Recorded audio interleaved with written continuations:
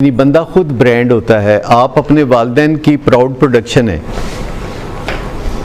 और आपके वालिदैन एक आपका नाम भी रखते हैं और वो नाम इसलिए नहीं रखते कि आपको आवाज़ दे के पुकार सकें, वरना वो नंबर रख देते, ज़्यादा आसान रहता। और घर में आवाज़ को अल्लाह 4 बत्ती इधर आओ, ठीक। तो ब्रांड आप हैं अगर आप समझे तो। आपका एक नाम है जो वालिदैन ने रखा है और उस नाम को आपने 4 चांद लगाने हैं या ग्रहण लगाना है। उस नाम को आपके वालिदैन ने भी प्रमोट करना है, आपकी मार्केटिंग करनी है, दुनिया के सामने बताना है कि मेरा बेटा बहुत अच्छा है। ये मार्केटिंग है। जब आपकी फुफ्फो कह रही होती है कि मेरा भतीजा बहुत अच्छा है, तो वो मार्केटिंग कर रही होती है।